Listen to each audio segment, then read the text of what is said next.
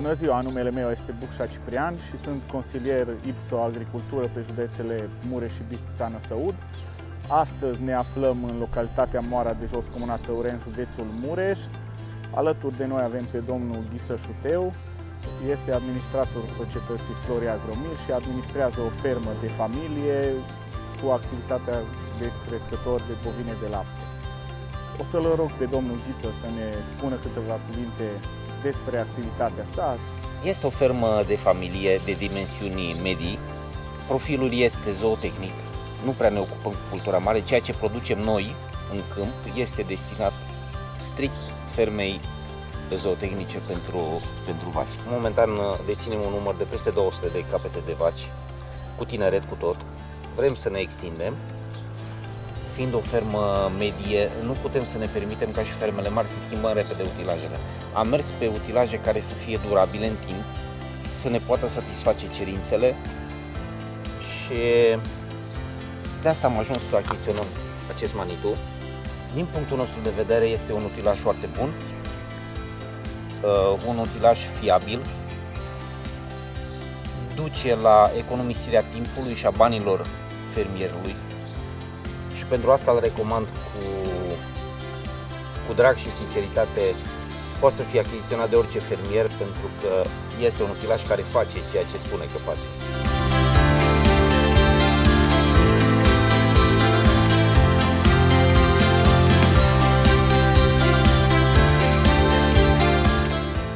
Bună ziua, numele meu este Gheorghiță Șuteu și acest Manitou din spatele meu este cel mai utilizat utilaj de la noi din fermă, pentru că își începe activitatea la ora 6 dimineața și își o termină la ora 8 seara.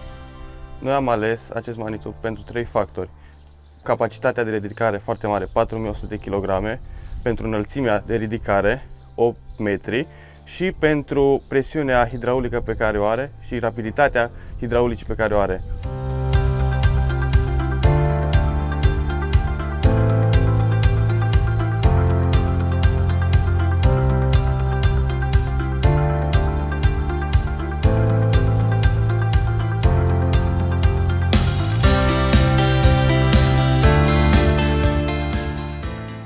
Gheorghiță, crezi că ar fi de utilitate ca toți fermierii cu activitate zootehnică să aibă un asemenea utilaj în ferma lor? Eu cred că fiecare fermier care își desfășoară activitatea în domeniul zootehnie ar trebui să dețină un utilaj Manitou, pentru că beneficiile care le aduce acest utilaj sunt foarte mari. Economisim foarte mult timp și timpul pentru un fermier este cel mai important element pe care poate să-l aibă. Domnule Șuteu, aș vrea să ne spuneți în câteva cuvinte despre relația dumneavoastră cu IPSO referitor la post-vânzare, service, mentenanță. Unul dintre motivele pentru care am optat și colaborăm cu IPSO România este datorită seriozității pe care o arată față de clienți. Perioada de post-vânzare, precum și post-garanție, este foarte importantă pentru un fermier, deoarece folosește utilaje la capacitate maximă, se mai defectează și avem nevoie de servicii prompte, ceea ce noi, până la ora actuală, beneficiem și ținem să mulțumim pe această cale IPSO România pentru calitatea serviciilor oferite fermierilor.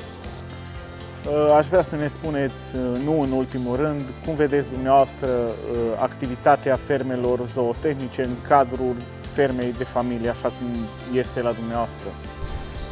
Este, din ceea ce cred eu, va trebui, datorită și condițiilor de climă, este singura fermă care cred eu că va rezista, deoarece depindem în mică măsură de angajați, efectuându-ne treaba. Deci putem reduce costurile din punctul ăsta de vedere, pentru că lucrează familia, iar eu sper și cred că va avea un viitor bun în continuare.